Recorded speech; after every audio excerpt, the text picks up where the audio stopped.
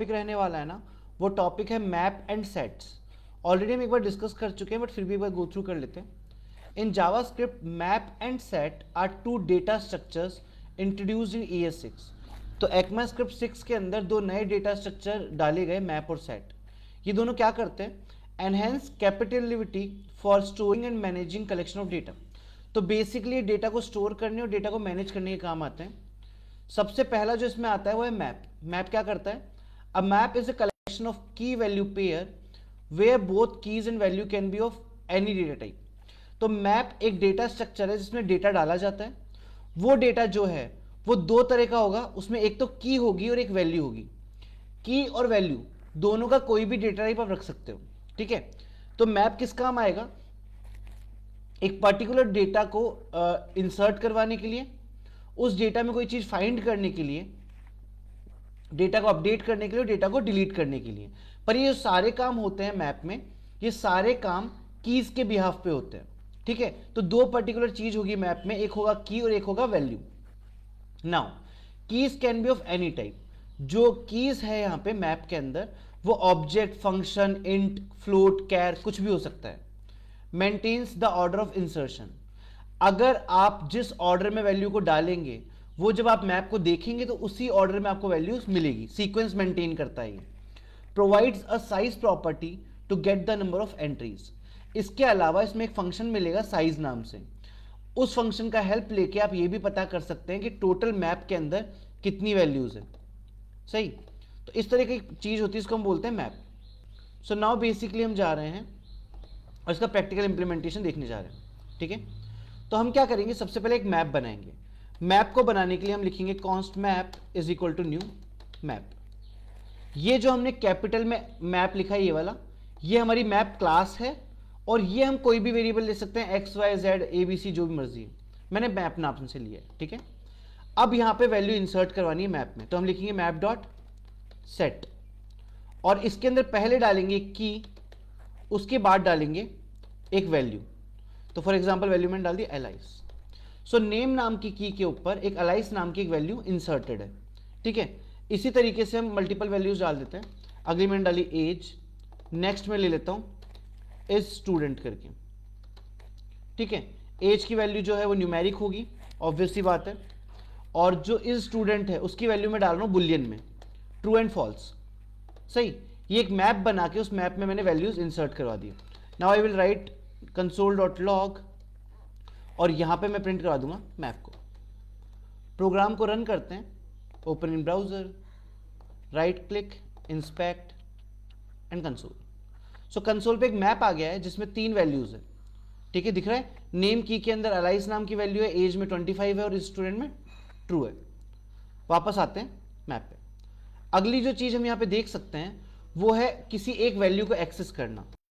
सो मैंने लिखा console.log और यहां लिखा मैप डॉट। अगर मेरे को सिर्फ नेम की वैल्यू चाहिए तो मैं यहां पे जाके लिखूंगा फंक्शन गेट, और इसके अंदर डाल दूंगा जो की मेरे को वैल्यू दिखानी है उसकी। नेम नाम की दी है, इसकी वैल्यू मुझे सिर्फ प्रेजेंट होकर शो हो जाएगी।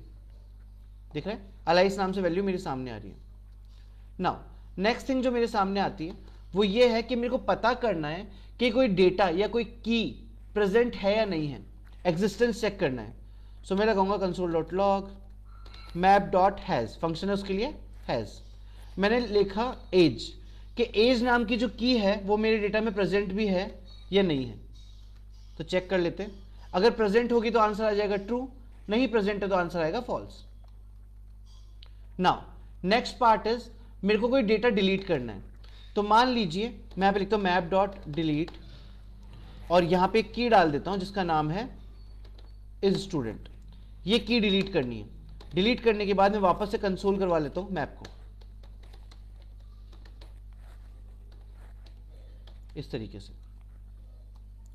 आप देख लीजिए पहले 3 कीज थी, नेम, एज और स्टूडेंट। अभी 2 कीज रह गई है, नेम और एज। इज स्टूडेंट को हमने डिलीट कर दिया है ना। सो बेसिकली ये जो काम था ये हमारे मैप में बेसिक फंक्शनैलिटी थी। अब अगला जो काम आता है वो है मैप के ऊपर लूप कैसे अप्लाई करेंगे, मैप को इटरेट कैसे करेंगे। तो एक बार के लिए मैं सब कुछ हटा देता हूं यहां से और मैं जाके यहां से एक मैप का एग्जांपल कॉपी कर रहा हूं। जो कि मेरा है ये वाला, ठीक है। और यहां से मैं एक बार के लिए ये वैल्यूज हटा देता हूं, परफेक्ट। तो मैंने क्या किया, एक मैप बनाया एरे की हेल्प से, ठीक है, जिसमें मैंने नेम डाला एलाइस, एज डाली 25 एंड कंट्री डाला यूएसए। अब मैं बेसिकली इसको इटरेट करना चाह रहा हूं। सो इटरेट करने के लिए एक सेकेंड, ओके, हम ले लेते हैं, हाँ। इटरेट करने के लिए बेसिकली हम लोग लगाने वाले हैं लूप्स। तो लूप लगाने के लिए हम लोग जाते हैं, सबसे पहले लगाते हैं फोर लूप। फोर लूप के अंदर मेरे को दो चीज चाहिए, एक तो की चाहिए और एक वैल्यू चाहिए। तो मैं गया यहाँ पे और मैंने डी स्ट्रक्चरिंग कर ली, पहले निकाल ली कीज और उसके बाद निकाल लिए वैल्यूज ऑफ, कहाँ से, मैप में से। तो मैप में से की और वैल्यू दोनों अलग अलग निकल जाएंगे। उसके बाद यहाँ गए और मैंने करवा दिया कंसोल डॉट लॉग, पहले की करवा देते हैं और उसके बाद वैल्यू करवा देते हैं, परफेक्ट। तो कीज एंड वैल्यूज आपकी साइमल्टेनियसली प्रिंट हो रही है। एक और लूप हम यहां पे अप्लाई कर सकते हैं जिसको हम बोलते हैं फॉर ईच लूप, ठीक है, या फिर इसको फॉर ईच इटरेशन भी बोल सकते हैं। ये अप्लाई करने के लिए आपको सिंटेक्स फॉलो करना है कुछ ऐसा, मैप डॉट, फिर आप लिखेंगे फॉर ईच, एग्जैक्टली इसी तरीके से ई कैपिटल आएगा। उसके बाद ये जो फॉर ईच फंक्शन है या फॉर ईच मेथड है, ये यूज करता है अपने अंदर एरो फंक्शन। तो हम यहाँ पे जाके एक एरो फंक्शन बना लेंगे। एरो फंक्शन के अंदर दो वैल्यूज चाहिए, एक तो वैल्यू चाहिए और एक की चाहिए। और उसके बाद यहां जाके हम दोनों चीजों को प्रिंट करवा लेंगे और नीचे वाला फॉर लूप हम एक बार हटा देते हैं, जाके चेक करते हैं कि इटरेशन काम कर रहा है, परफेक्ट। तो सेम वे है, दो तरीके, आइदर आप फॉर लूप यूज कर सकते हो या फिर आप फॉर ईच इटरेशन यूज कर सकते हो। ओके, अगली जो चीज हमारे सामने आती है वो है साइज फंक्शन, कि मुझे अगर ये चेक करना है कि इस मैप की साइज कितनी है, तो मैं लिखूंगा कंसोल डॉट लॉग एंड यहां पे लिख देंगे मैप डॉट साइज, ठीक है। इससे ये बता देगा कि नंबर ऑफ एलिमेंट्स कितने हैं इसके अंदर, दिख रहा है, 3 एलिमेंट्स है। इसी तरीके से अगर मेरे को मैप की सारी वैल्यूज डिलीट करनी है तो मैं लिखूंगा मैप डॉट क्लियर। इससे पूरा जो मैप है वो क्लियर हो जाएगा, खाली हो जाएगा, एम्प्टी हो जाएगा। तो पहले आंसर मिलेगा 3, फिर मैप को हमने एम्प्टी कर दिया, उसके बाद आंसर मिलना चाहिए 0, क्योंकि साइज 0 हो जाएगी सारी वैल्यूज हटने पे। तो देख सकते हो, पहले मैप में 3 वैल्यूज थी, फिर हमने उसको क्लियर किया तो उसके बाद सारी वैल्यूज उसमें से हट चुकी है। ये पोर्शन था मैप। अगला आता है सेट्स। तो सेट्स क्या है, a set is a collection of unique values. पहली बात तो एक सेट के अंदर जितनी भी वैल्यूज रहेगी वो सारी वैल्यूज यूनिक होनी चाहिए। It can store any type of value, इसमें किसी भी तरह का डेटा अलाउड है, इंटीजर हो या फ्लोट हो या स्ट्रिंग हो। तीसरी बात, इसमें अगर आपने कोई डुप्लीकेट वैल्यू डाल दी है तो डुप्लीकेट वैल्यू अपने आप रिमूव कर देगा, सही। तो की फीचर्स आपके सामने नीचे हैं, ऑटोमेटिकली डुप्लीकेट वैल्यू रिमूव कर देगा, साइज कैलकुलेट कर सकते हो, साथ में यहां पे सिर्फ वैल्यू डलती है, कीज यहां पे प्रेजेंट नहीं होती है। एक बार इसका भी एग्जांपल देख लेते हैं। हम यहां जाएंगे और लिखेंगे const set is equal to new set. इस तरीके से जाके हम सेट बना सकते हैं। ओके, सेट बनाने के बाद हम क्या करेंगे, सेट के अंदर वैल्यूज ऐड करेंगे। वैल्यू ऐड करने के लिए हम लिखेंगे सेट डॉट ऐड और एक वैल्यू डाल देंगे, डाल दी। हम मल्टीपल वैल्यूज ऐड कर सकते हैं।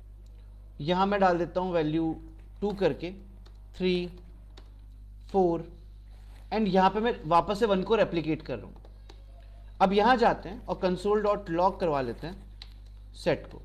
तो सेट का काम क्या है, अगर सेट में कभी भी डुप्लीकेट वैल्यू या सेम वैल्यू दोबारा डाल दी गई है तो वो ऑटोमेटिकली उस वैल्यू को हटा देगा, नेग्लेक्ट कर देगा।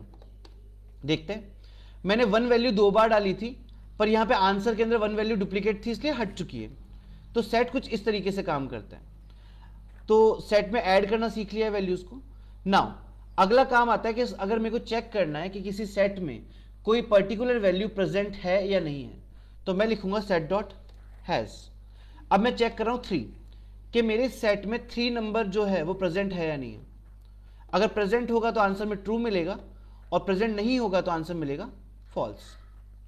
नाउ सेम, अगर सेट से कोई वैल्यू डिलीट करनी है तो लिखेंगे सेट डॉट डिलीट और यहां से मैं एक बार डिलीट करता हूं वैल्यू 1 को, ठीक है। तो सेट में अब 3 वैल्यू रह गई है 2 3 एंड 4। वापस से एक बार सेट को प्रिंट करवा के देख लेते हैं, और यहां से एक बार ये हैज हटा देते हैं। देखते हैं। सो पहले हमारे सेट में 4 वैल्यूज थी 1 2 3 4, हमने 1 को डिलीट कर दिया तो रह गया 2 3 4। नेक्स्ट हमारे सामने जो फंक्शन आता है सेट्स में, वो फंक्शन आता है वही सेम क्लियर फंक्शन, कि अगर डिलीट हटा के मैं यहाँ पे क्लियर लिख दूं तो एक सेट में जितनी भी वैल्यूज होगी सारी वैल्यूज डिलीट हो जाएगी। तो सारी वैल्यूज को डिलीट करने के लिए हम यूज करते हैं क्लियर। दिख रहे हैं, पहले इसमें 4 वैल्यूज थी, फिर पूरा सेट खाली हो गया, 0 वैल्यूज इसमें। नाउ अब ये देखते हैं कि सेट के ऊपर अगर हमको लूप अप्लाई करना है तो लूप कैसे अप्लाई करेंगे। उसके लिए मैं क्या करता हूं, मैं एक सेट बना लेता हूं वापस से, const set is equal to new set, और हम सेट के अंदर वैल्यूज इस तरीके से भी डाल सकते हैं, डायरेक्टली डाल दिया। फिर हम लगाएंगे फॉर लूप, यहां लिखेंगे फॉर कॉन्स्ट करके एक वेरिएबल बना लेंगे वैल्यू करके, और लिखेंगे ऑफ सेट, मतलब सेट में से एक एक वैल्यू निकाल के किसमें डालना है, वैल्यू नाम के वेरिएबल में। फिर हम कर देंगे यहाँ पे कंसोल डॉट लॉग और वैल्यू को प्रिंट करवा लेंगे। तो इस तरीके से लूप से हम लोगों ने वैल्यूज का एक्सेस किया है सेट की। नेक्स्ट जो पार्ट आता है उसको हम बोलते हैं फॉर ईच लूप। हम सेट के ऊपर अप्लाई कर रहे हैं फॉर ईच। ऑब्वियसली बात है, आपको बता दिया कि फॉर ईच के अंदर जो चीज आती है वो एरो फंक्शन होता है, तो आप यहां जाके एक एरो फंक्शन बना लेंगे इस तरीके से, और यहां पे आपको एक ही चीज चाहिए, दैट इज वैल्यू। फिर आप यहां जाके प्रिंट करवा देंगे कंसोल डॉट लॉग वैल्यू। तो 2 फॉर्मेट से आपके पास लूप लगाने के लिए सेट्स पे इस तरीके से काम कर जाएगा। सो होपफुली आपको समझ में आया होगा कि मैप या सेट किस तरीके से काम करते हैं। Thank you so much for this lecture.